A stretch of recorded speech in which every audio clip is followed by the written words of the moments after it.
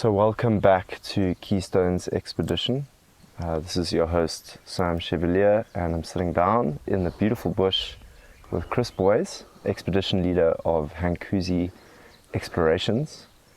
We've been in the bush for the last 2 weeks now, without signal, without Wi-Fi, 20 or so at the beginning. Now we're down to about 10 people, with scientists, and mainly scientists, mammalogists, to reptile experts. There's such an array of different scientists out here. But yeah, let's introduce Chris. Chris, how are you going? So good. It's epic to be out here. But yeah, as you said, it's 2 weeks of deep immersion into this incredible landscape of the Kibara Plateau. And yeah, this is the second visit out here, but this is where you really got to peel away the layers and kind of get to know this place. Like, there's one thing driving past a gallery forest, there's another thing is camping deep inside it and getting to know the creatures, including those little red ants. Yeah, it's been such a privilege being here. If you could just give us a second of just some context, where are we in the world? What is the uniqueness of this biome? Please just share a little bit about that. Yeah, so we're in Upemba National Park, and we're right up in the northeast of Upemba National Park on the Kibara Plateau, which is one of the two major water tower plateaus of the park. And you zoom out a bit, we're in the Katanga province of the Democratic Republic of Congo, famous for its cobalt copper supplies that, basically 70 or 80% of the world's cobalt comes from this province.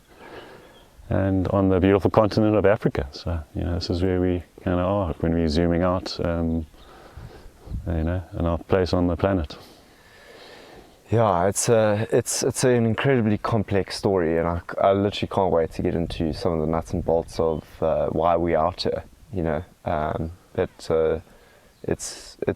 really is a keystone landscape. I mean, I say keystone landscape. It's one of those places in the world where it's forgotten. Not a lot of people know about this place and the kind of influence that the landscape holds for multiple communities that surround the park. The complexity lies in preserving these ecosystems, but also trying to secure the park across 1.2 million hectares. I mean, we're just on the plateau right now. The escarpment. Like, how big is this place? I mean, as you're saying, it's actually hard to believe that no one really even knows about this property. When you mention Upemba National Park back at home in South Africa, or basically anywhere when I'm traveling the world, no one knows it, but it's an incredibly massive property, as you said, 1.2 million hectares. But it's also encompassing, an altitudinal gradient of, we're looking at 600-meter drop, 1,100 meter drop, from the top of the Kibara Plateau down to the Kamalonda Depression. And in that you've got a precipitous escarpment with deep gorges, with beautiful forests in them, to the grasslands of the plateau with the gallery forests following the rivers, to the ancient Lufira Valley cutting through this property. That river's been flowing its course for millions of years, over 30 million years, which has given it the time to have incredible speciation and incredible endemism in that water body, which has been lost in many of our freshwater systems around the world. And that is, this property has incredible value and gold, but in the biodiversity sense, really. Tell us more about speciation and endemism. Why should people understand these terms? I mean, speciation is how our ecosystems, adapt to change, when environments change and niches are created species adapt to fill them, to use that resource that is not being used. And when you're looking at these kind of highland, quite harsh environments, it's a chilly morning, we've all got our beanies and jackets on. Species become very unique to these regions because they have to do very special adaptations to adapt to these harsh, unique environments. And that means they live on basically islands, these islands within Africa. And that's a big part of these water towers. These water towers are these highland islands that capture water, hold it and disseminate it, throughout the Great Basins of Africa. And they're highly associated with endemism because of their kind of uniqueness in the greater African landscape. I mean, Africa is a very low continent.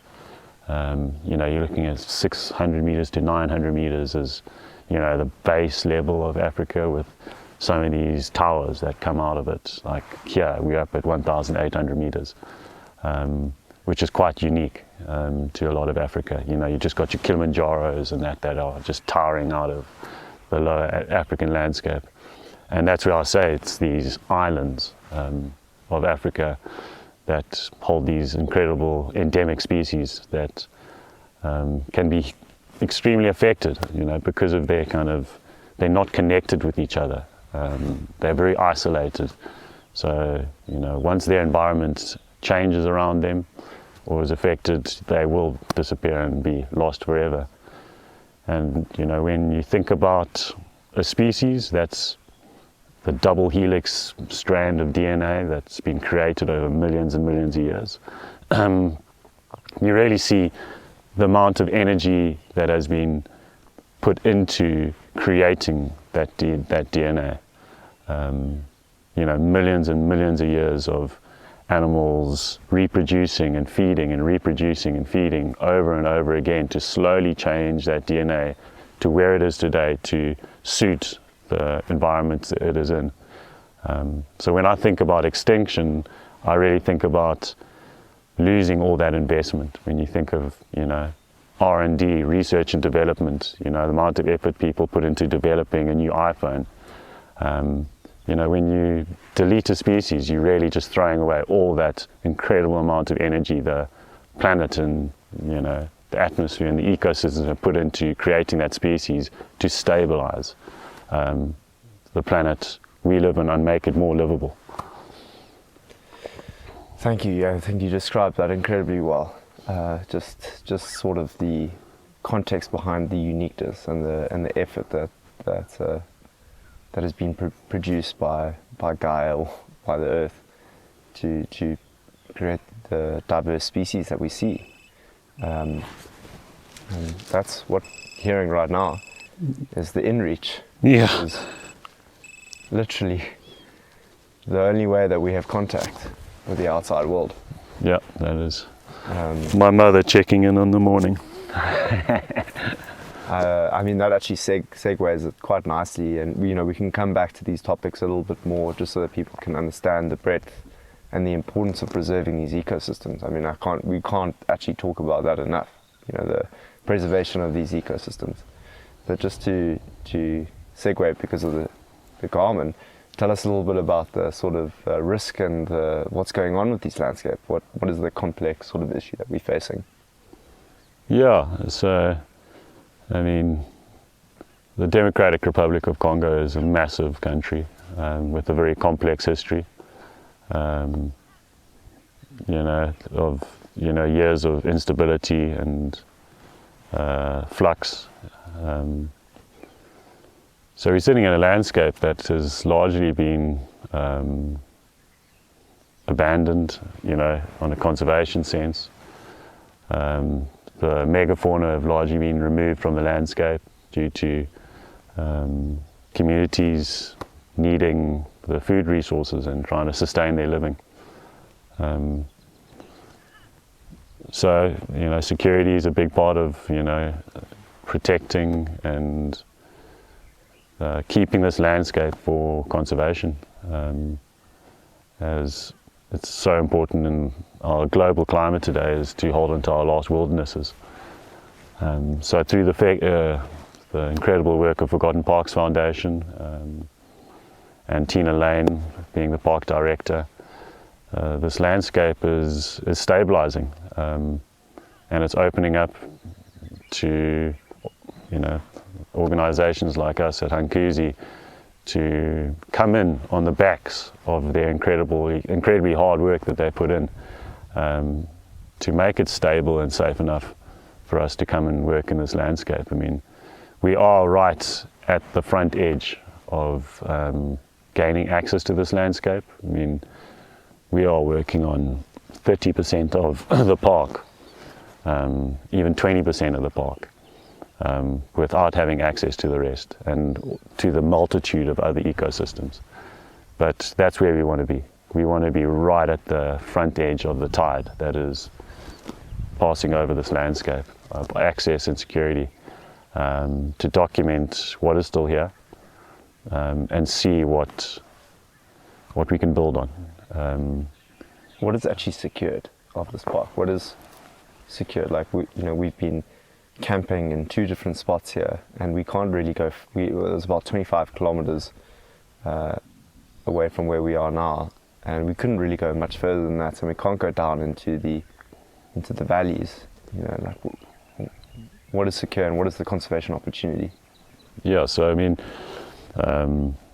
the only truly secure place that is safe enough for access for outsiders like Hankuzi, not rangers and people on patrol, is the Kibara Plateau, and we only really have access to about half of the Kibara Plateau. So there's 5 major river systems coming off the Kibara.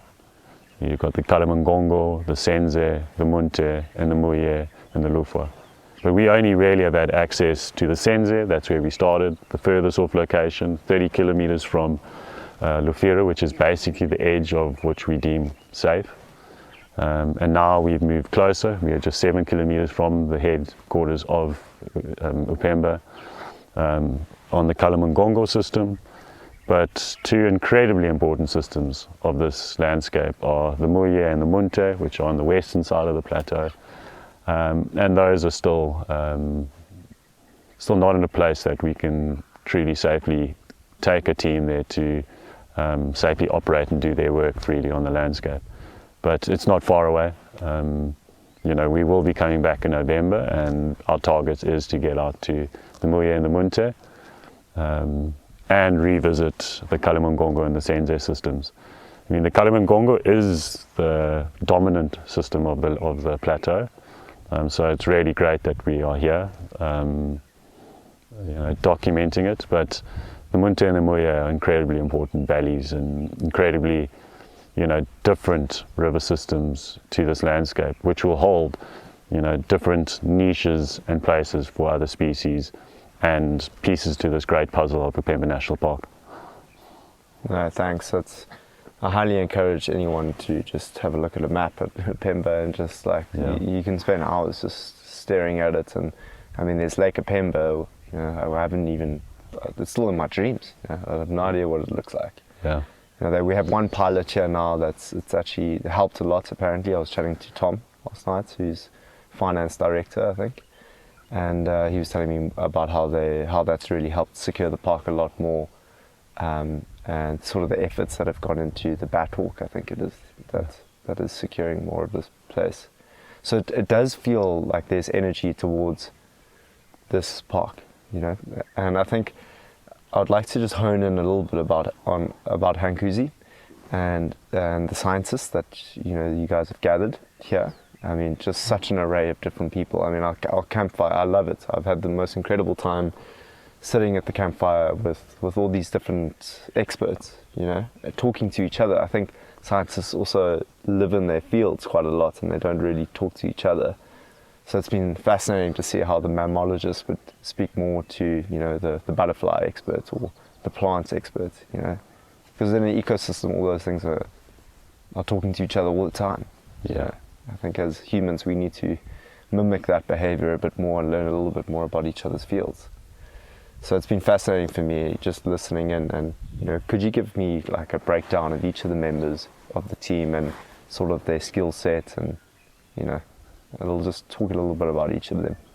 Yeah, I mean, we're incredibly lucky at Hankuzi to have gathered this team. It's not everyone who's prepared to pack up from their safe home back in South Africa or the UK with regards to this team, and come on a journey out to a truly far off place in the Congo.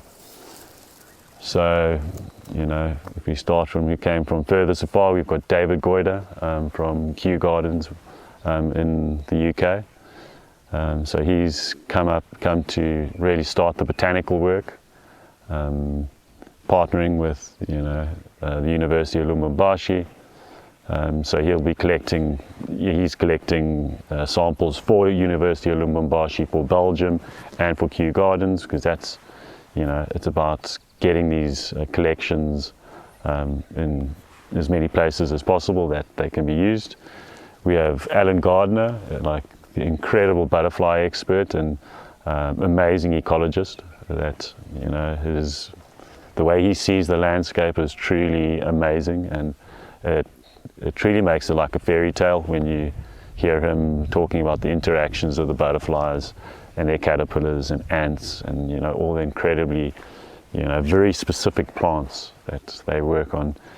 We've got Jess Comley, who's she's used to normally playing with the big toothy mammals, like working on large carnivores, but this landscape does not have any large carnivores left in it, or the food supplies for these large carnivores.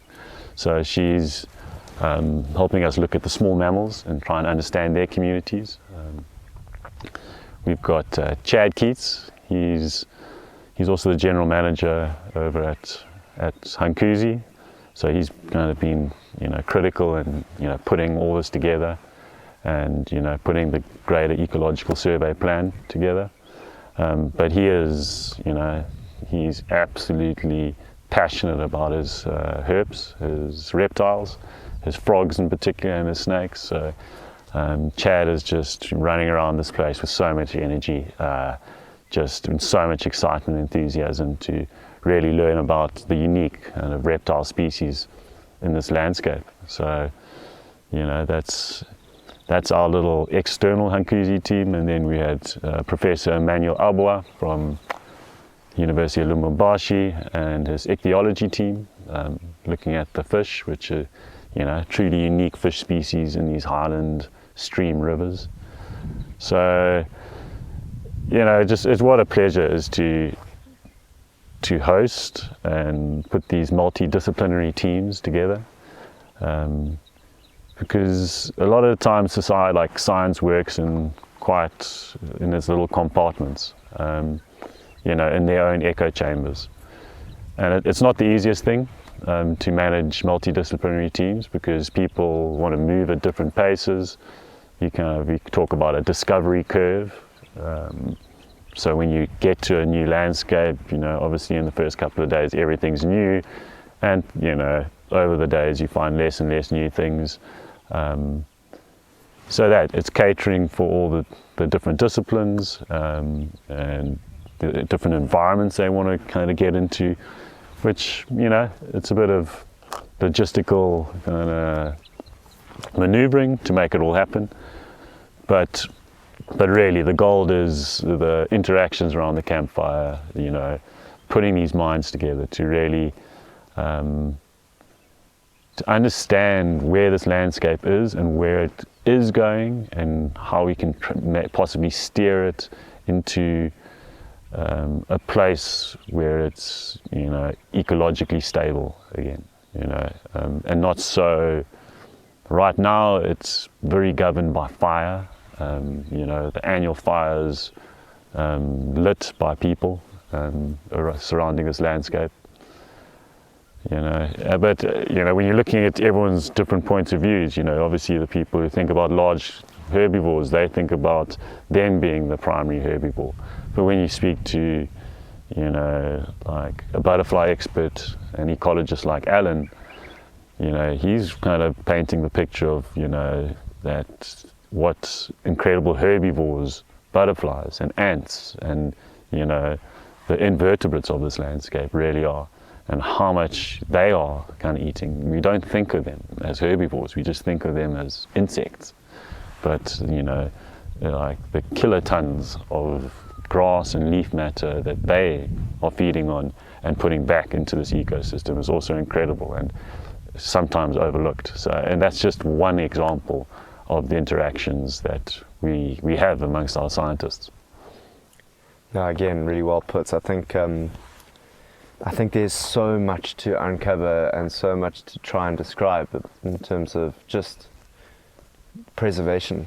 You know, I think a lot of, you know, in partnership with Forgotten Parks, and, you know, they're really trying to secure the park, and having the science with, you know, security it's really about these species. I mean, you see how happy and excited these rangers get when they come across a snake or something. You know, it's been incredible to see these rangers sort of come to life as we uncover the sort of the hidden beauty in the landscape, and see the importance of that ecological diversity in what's left. You know, because, you know, maybe one day we get to a point where the landscape kind of feeds back into what it used to be, but there's such little literature on what this place used to be. I mean, there's De Witte, I think it is, that kind of did a survey in the 40s about what it used to look like, but there's no certainty of what it used to look like. And I think getting to the root of just preservation, you know, of these systems, understanding fire, you know, what did it used to be? I mean, the fires here are very frequent. I mean, you know, the fuel load of these landscapes is massive, and you see a lot of the sort of grasses that can survive through the fires remain. Would you be able to talk, I mean, it might be a bit early now, but talk about sort of the mission of what the scientific research is trying to prove and what it still needs to prove, you know, in time. And that's, you know, you're obviously going to need to grow and get funding for future projects. Like, can you talk a little bit about the mission? I mean, the mission now is really to get the baseline survey, just to really understand what's here. I mean, you know, as humans, we you know, it's the Anthropocene, you know, it's the age of the human. We are manipulating our world that's on a global sense. In the past, it would be, you know, in a continental sense or a little regional sense. And we really got to be very careful on how we see our effect on this landscape, because sometimes we think it is our job to manipulate it back to a place where we think it should be. And right now we want to document what's here and how it is functioning, and be very careful in being prescriptive about where it should be going.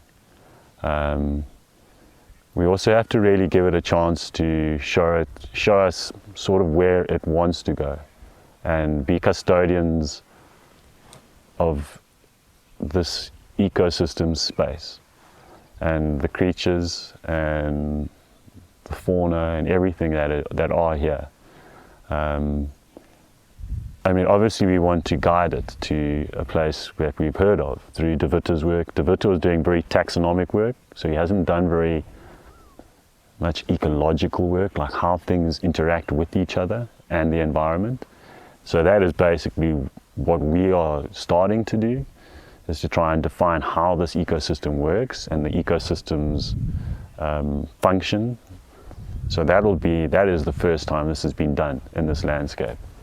So when we're looking at fire, so I mean, I'd say every square meter of this plateau gets burnt every year, but definitely every 2 years, which is not really natural. You know, fire wouldn't burn this whole plateau every single year naturally. But that is because there's an incredible amount of fuel load, because there aren't these herds of thousands of zebra and thousands of buffalo eating this grass and putting it back into the soil, trampling those seeds in and just churning this whole environment. But also there's certain grasses, mostly unpalatable, that are built for fire. They are happy to be burnt every year, but they don't feed a lot of animals. So now, through these years of not having herbivores here, we've got, you know, these grasslands that are happy to burn, and they're happy to burn every year, but they do not feed the large herbivores that we envision on this landscape. And the only way to change that is through large herbivores, but you can't come put thousands of buffalo here because there's not enough grass for them, palatable, you know, beautiful, sweet grass for them to eat. So that's a slow interaction of, you know, them feeding on the grasses they want, them selecting and kind of, you know, encouraging those grasses, and slowly there will be less fuel load to burn and more food to eat. So it's not something we can just change. It's something we need to just, you know, nurture and look after what's here, and slowly bring things back in and try and work out if they're ready to come. I mean, we're so far away from bringing carnivores back here. Like having prides of lion chasing these last 200 zebra around is just not going to work. These zebra have never seen a lion in their lives. The last buffalo that are on the Biano Plateau on the other side of the Lufira, you know, they most probably haven't seen a large carnivore in their lives. So they wouldn't even know what to do with the lion. So it's being custodians of a landscape and letting it speak for itself and document where it is. And, you know, in this planet, everything has to have an economic value. It's quite sad that that's where our world is right now. If it doesn't have an ecological or economic value, you know, people think it's worthless because it's not worth something to humans. But we have to plug into this economic system. You know, as conservationists, we have to talk the language of the global economy. We have to try and define these landscapes in a sense that, you know, the capitalist kind of economic system can understand. And that's where we're here to try and start defining and valuing the ecological services that a plateau and a park like this kind of provide. You know, our first one is because of our addiction to fossil fuels, running our global machine. So it's the carbon economy, to offset the carbon that's being released out of its deposits in the deep oil supplies and stuff that has been, you know, that energy that was bouncing around the atmosphere, the carbon has been stored to kind of calm and, you know, stabilize our global climates. And we're releasing this. So we need kind of trees and peatlands to take this carbon out the atmosphere and store it. So that's the carbon economy. To offset the carbon that's being released, we need to offset and see what's taking carbon out of the atmosphere and putting it back into a stable supply that is not so volatile. And this has happened over the millions of years. And, you know, the time of carbon are the times of the forest. It's the time of the heat, and the carbon stimulates forest growth. But humans have eaten the forests. We've burnt the forests, we've chopped down the forests. And now this time of carbon is here, and it's increasing. But we are not letting the forest grow. We are not giving the forest the space, because this is the time of the forests. The forest should be taking over, and they're not given a chance. So that's where we're at now. We're not letting the carbon sequesters, the guys that are like want this carbon, like this is their time. We're just not giving them a chance. So that's the carbon economy. But hopefully that disappears one day when we find other energy sources that take us away from this dependence on carbon-based fuels. But for now, it is the most tangible kind of value in trees and peatlands and things that take carbon out of the atmosphere and use it. But we're also getting to, fresh water supplies around the world are dwindling. Clean water is becoming a unique commodity. We have to put energy to filter and clean and put chlorine and fluoride to get our clean water, when it's our most valuable resource. We are 70% water. We are water, and we just don't have any clean water left. So we need to start valuing the places that create clean water free of charge. They just produce it and disseminate it and filter it. They can take dirty water and clean it. So that's where, these water towers of the world and Africa are so important, and they are high altitude, harsh environments. So when they get affected, it's very hard for them to bounce back. So incredibly important not to disrupt them, because as soon as you disrupt them, it takes a very long time for them to reconstruct themselves, because they are full of very unique species that don't just move in again from the outside, because a species that is similar to this Kibara Plateau is separated on another island on the Nika Plateau, or the Ruwenzori Mountains, or the Ntombwe Mountains. They are not connected. They have valleys of inhospitable land that is not kind of built for them in between, that they cannot cross. And then there's the new murmurings of the biodiversity economy, of actually valuing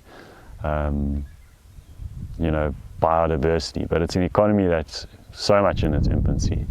It's truly impossible to understand. It is something that needs to grow up, though, hey? Pretty fast.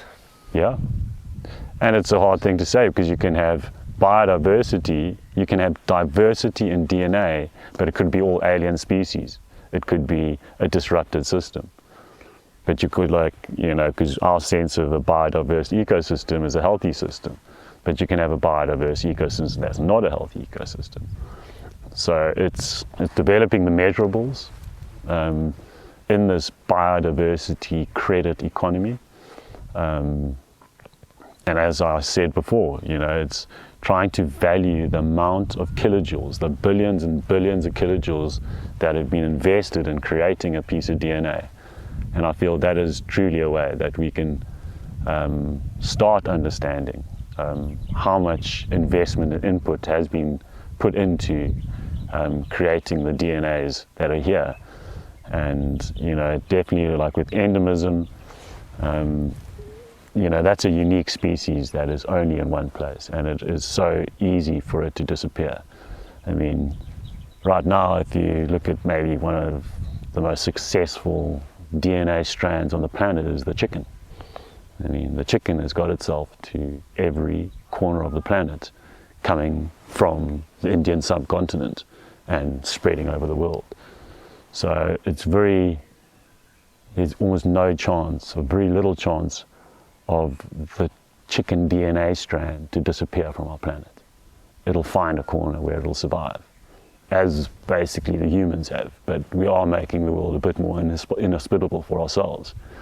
But when you look at an endemic species up in the Kibara Plateau, it hasn't spread around the world. It hasn't got this extra supply of its own DNA somewhere to replenish this one if it disappears. So those are the ones that are at most threat of disappearing very easily. And all that investment that went into creating that species, that DNA, is just lost forever. Mm.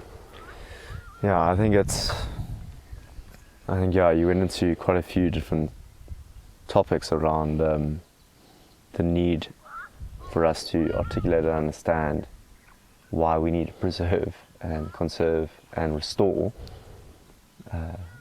landscapes across the world. And Africa plays an incredible role in the development of this economy, carbon biodiversity economy. The world, Europe and the Americas, they need these places to be conserved. It's in their best interest, not just because of their investment potential, but because of the future of their children, literally. And people really struggle to get that relationship between climate and biodiversity, that a changing climate is affected by the loss of species. That is the most critical message, I reckon, that needs to be communicated worldwide. And but yeah, it was good. a lot of what you're doing is actually just touching on the mission of Hankuzi, going back to that question, which is to preserve these ecosystems, understand them firstly.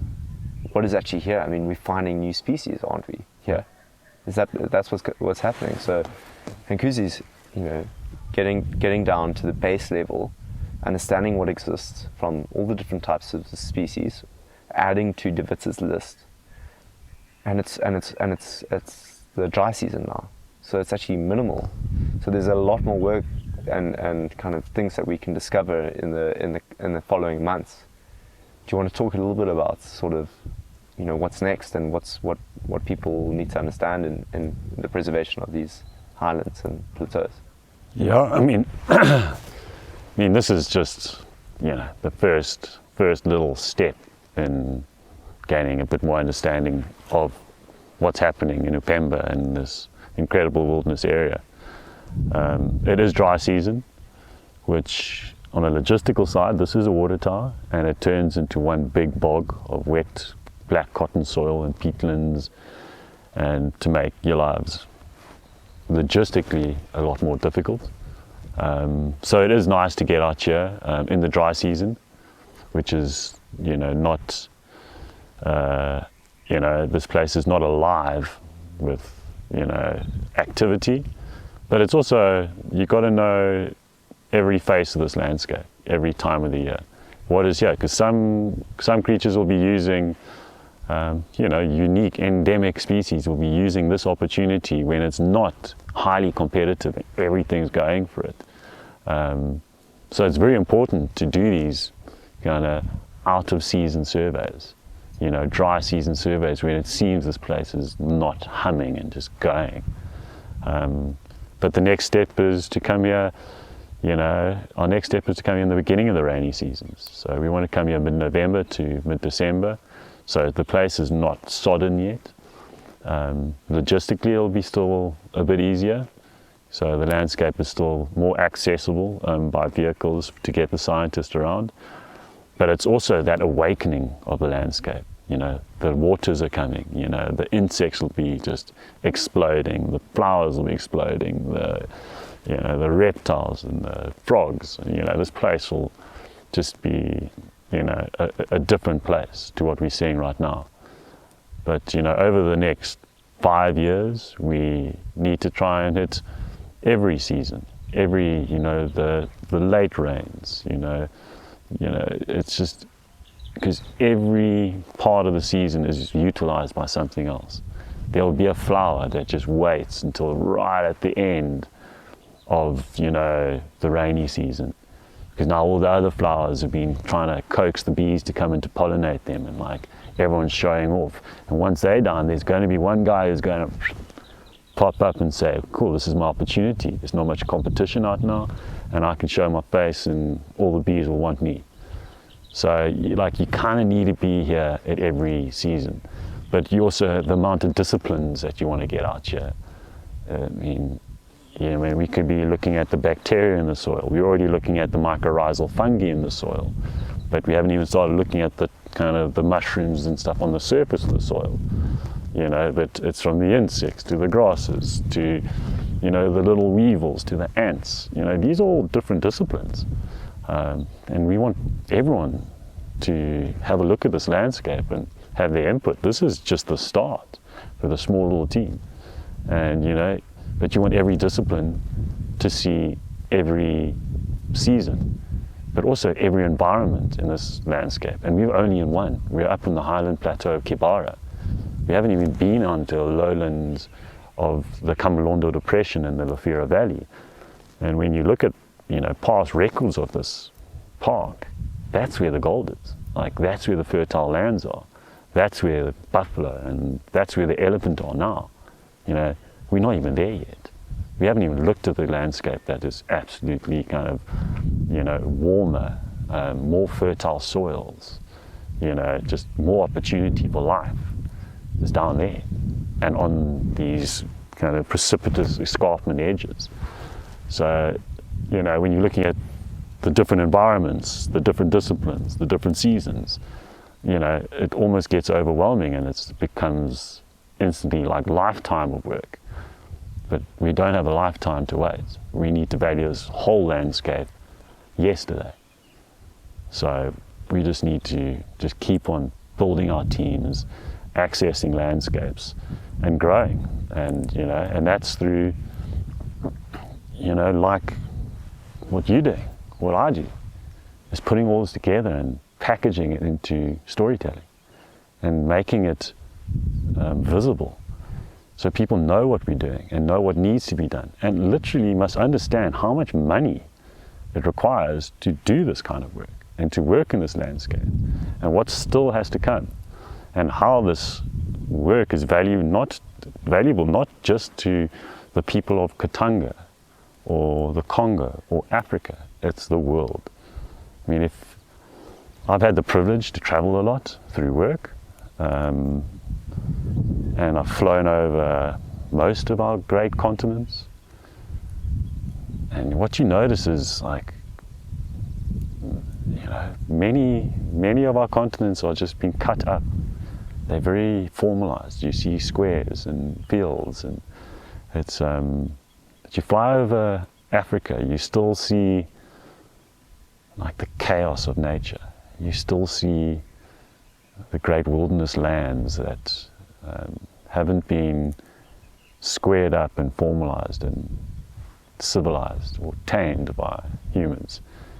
And for me, I just look out that plane window and I just see opportunity, and I just see this is where wildernesses are still alive, and that's opportunity for our planet. That's the opportunity Africa gives to our planet, is a place where we can still harbor a place for wildness, for these wild places to develop and function without our input. They don't need us. You know, the less we are in them, the better. So Africa is actually in the forefront of that opportunity to kind of rethink development, rethink our human interaction with the environment, to really put the environment first and kind of tiptoe and respect it, and value the services around it that are free services. You know, clean water, clean air, you know, more stable environments and climates. And like that is what Africa still has to provide if we look after it and we protect its space just to be wild and be itself. Yeah, it's a really important thing to preserve, and I hope a lot of people in the world will be given the opportunity to hear this if they can't see it for themselves. Yeah, it's more urgent than ever that we protect and preserve these ecosystems. I just want to go to a little bit about camp life. Yeah, do you want to just share what it's like to just talk about what we're doing in like our little campsites? Yeah, I mean, I guess this wild bush living is not really for everyone sometimes, but you know, we do form our own little society out here. We've got to do everything. You know, everyone's got to live, shower, go to the toilet, eat. When you say shower? Well, bucket shower. You know, splash yourself out of a bucket and make yourself clean at whatever time of the day suits you.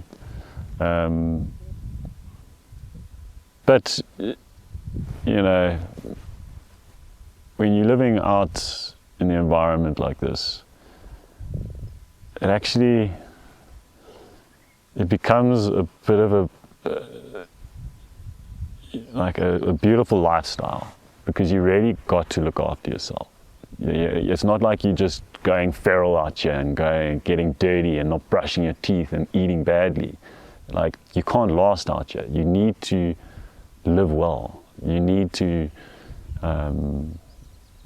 brush your teeth every morning, and like you need to create your own home out here. I mean, you know, after being doing this for 15 years, Like we've learnt a couple of tricks in how to, you know, bring good produce and, you know, bring long-lasting vegetables. So we're eating fresh vegetables and, you know, local beans from Mitwaba and, you know, rice from Bumkea and, you know, still staying connected to the land. It's not like we're sitting here creating a lot of rubbish and opening cans of food from afar. And like we are eating food that is from here. We are living a simple, beautiful life. Drinking this purest water out of the Sangye River of the Kalamangongo system. You know, it's, you know, when I'm at home in Cape Town, and I'd say I live in, you know, one of the most beautiful, happy communities in the world, you know, little Komaki out in the Cape Peninsula. But I truly, like, I mean, I do love this lifestyle. I do love the rhythm of life out here. And I would say, I mean, I love my home, I love my girlfriend, I love my dog, I love my life and surfing and running. But I do feel I kind of miss this life more than I miss that life when I'm there. You know, I mean, you know, I'm 43 now and I've been doing this for a long time, so I do want to, you know, make a home, make a nest, kind of, you know, be close to family and friends, because that is a big thing about being out here. You are far away from your loved ones, we have low connection, and that does, you know, feed the soul. But, you know, you also, you know, there's nothing like, for me, like sitting around a fire with colleagues and friends and, you know, your bush family, waiting for your rice and beans to boil, having that little pot of coffee boil in the morning, and having those moments of community out here just so special. And you carry it with you forever. Like, you know, someone like once asked me, where do you get your best cup of coffee? And it's like, you know, my Bialetti percolator on the fire out here is the tastiest, most best cup of coffee. I mean, my coffee shop down the road might be able to make a smoother, better kind of cafe latte. But it still doesn't taste as good as a rough cup of jet fuel from my fire out here, surrounded by inspirational people, in an inspirational landscape, doing incredible work. It's just, it really just feeds you. Yeah, I mean, as a filmmaker, it's been an interesting process carrying around all this gear around this landscape, and it's been hard. Like, but I love the hardness of it. I mean, at times it's like, it's hard, you know, like even, I think for everyone that's coming out into this landscape and leaving their loved ones, and we're going into the Congo, it's a very unknown sort of part of the world, so, you know, it hasn't been easy for anyone. And camp dynamics are also just camp dynamics, you know, people trying to find comfortability in a forest, you know. So it really is, you know, it's really impressive what Hankuzi at least can manage to do in this environment, this challenging environment for each and every one of us that are coming, and I wouldn't say risking our lives, but, you know, doing it for the greater, for all of us. I feel, at least I feel that way, that I'm doing something that is for something much bigger than me, which is an incredible feeling. And that's where, like, people, to be a part of this project, to be a part of the land, you know, like we're trying to produce a film called Upemba, and it's been amazing for me to just be in the land and, you know, be challenged by the land and challenged by the scientific research that needs to be developed, and develop the personal relationships with the people and the land itself. And Tina's an incredible sort of character that's really pushing the development of forgotten parks, and, you know, and really growing an awareness around this landscape. Yeah, how did you meet Tina, and do you want to just speak a little bit about the collaboration? Yeah, I mean, you know, as in so many things of life, and as I kind of try and live my life in more of a flow, and, you know, just let opportunity arise, and, you know, just follow your instinct and your senses. So, I mean, after we completed most of the kind of larger exploration up in the Angolan highlands with the Okavango Wilderness Project, obviously my mind just started, looking over Africa for. We had such great success in our conservation biodiversity work there. Like, I started looking to be able to recreate the successful storytelling, biodiverse kind of scientific work, collaboration kind of work to benefit landscapes. I started looking for opportunities throughout Africa, and the Katanga Plateau, looking at the high Congo, the source of the Congo. I was like, what are the Congo water towers, and trying to understand it. And the Mporokoso Plateau of northern Zambia was where I started as the true source of the Congo, the Chembishi Mweru system. But then I started looking at, the DRC, the DR Congo, Katanga Plateau, and then it was Kundelungu and Upemba National Parks. And there's a stigma around the Congo of, it's too soon to go, it's too dangerous to go. So in my mind, the Congo was a far off dream. Like, I was going to focus on northern Zambia because that seemed more accessible, more stable, more, inviting, and to start the Congo work. And while I was doing this research, like, Upemba and Katanga Plateau and Kundelungu National Parks really just started kind of, capturing my imagination, and, I went deeper and deeper into researching it. But again, like, you hear about, the Mai kind of Katakatanga kind of, instability, of the early 2000s. You start looking at it and, like, there's some horrific stories of what kind of has happened in this landscape. So I'd kind of almost shelved Upemba as like a dream project somewhere in the distance. And then I actually was on Facebook and I saw a friend, Shani. She does hospitality management based in Nairobi. And all of a sudden on Facebook, Shani posts that she's in Upemba. She starts posting pictures of Upemba National Park. So I'm like, whoa, like, hey Shani, like, what you doing over there? I'm like, how'd you get to Upemba? And she was like, well, I was invited here because they wanted to, host people out in Upemba, and she connected me with Tina Lane. And, I dropped Tina an email and explained to her what Hankuzi does, and, like, how much I love this landscape and so interested in it. And, less than a month later, I bought a plane ticket and I was here in, 2022, in June 2022.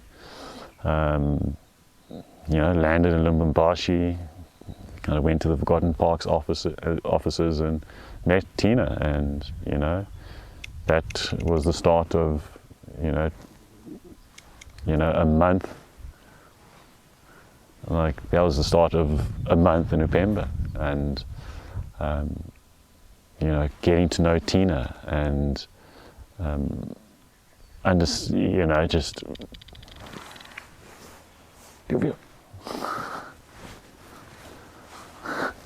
Sorry, a little bit of a sound there. A little bit of sound. Do you feel like our ranger just fixing something? Yeah, we've always got to be out here with the ranger, eh? Yeah, do you feel? And yeah, then that was my introduction to Forgotten Parks and to the incredible work that Tina is doing, and to the incredible person that Tina is. Just the passion, the resilience, the courage, it's so tangible, and it's,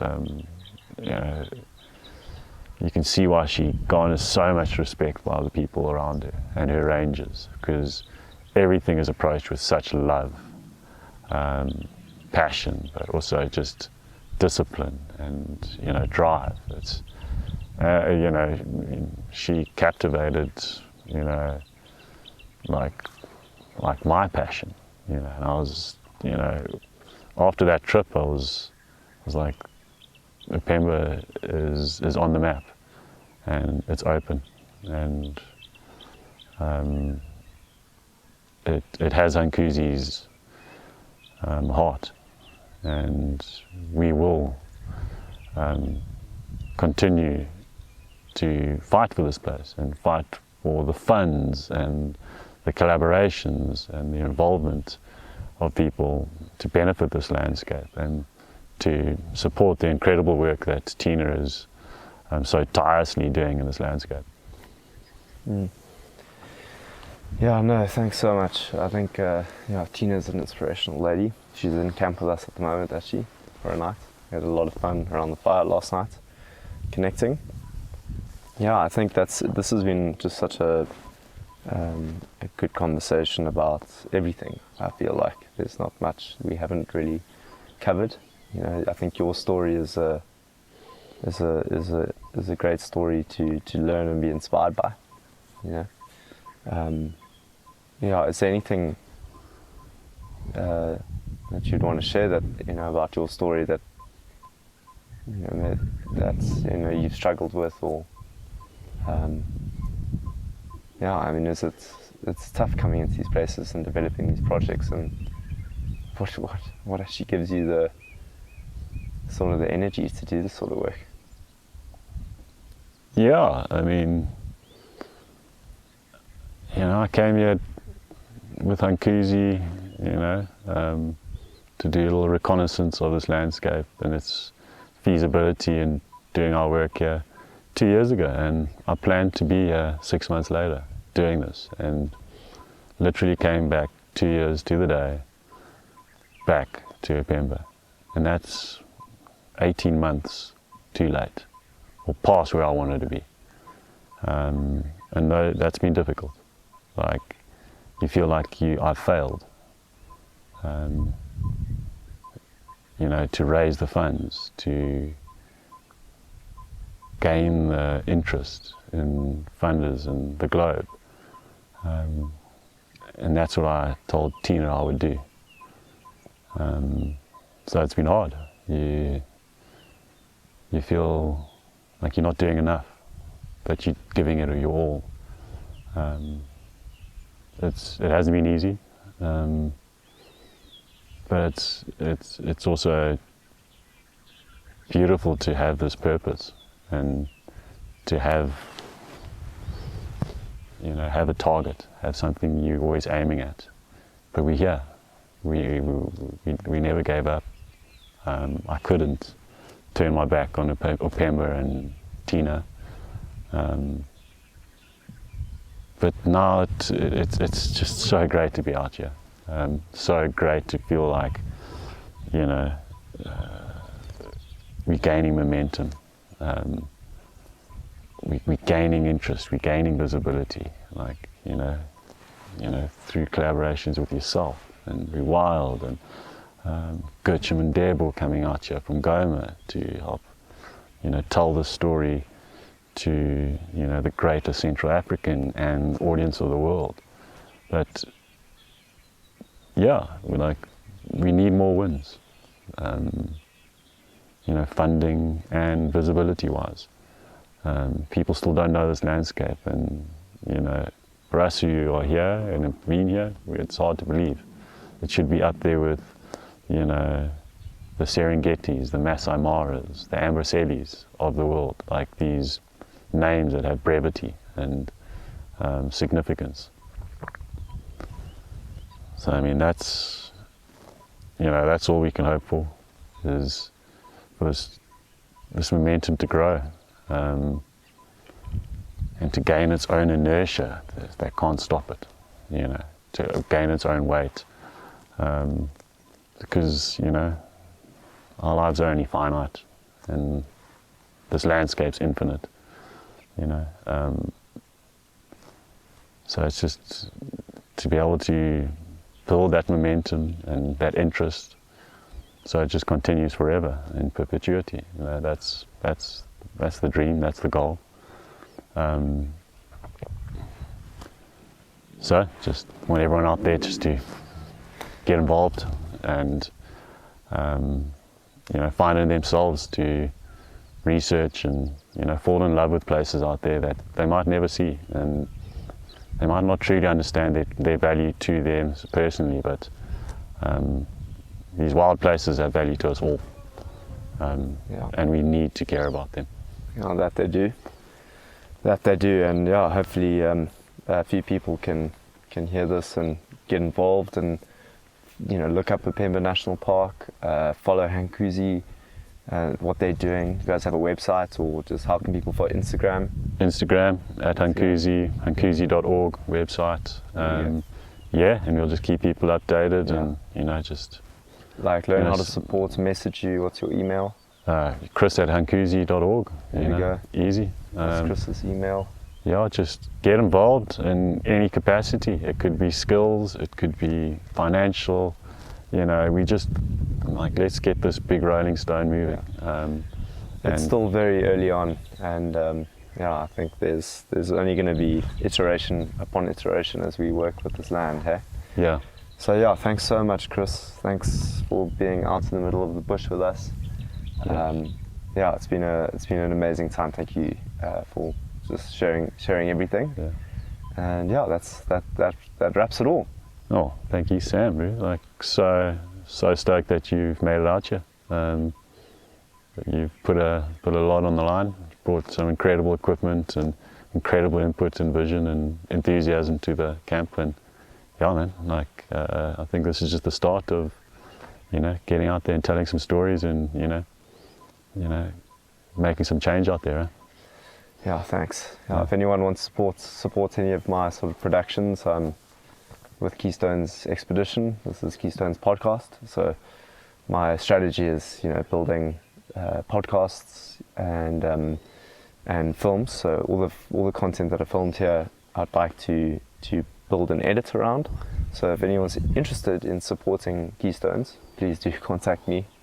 I'm self-funding all of this, and I'm basically writing up pitch decks to send to various funders to try and support the development of awareness of projects, ecological projects across Africa actually now.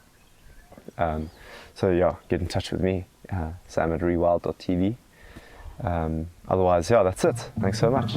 All right, cheers.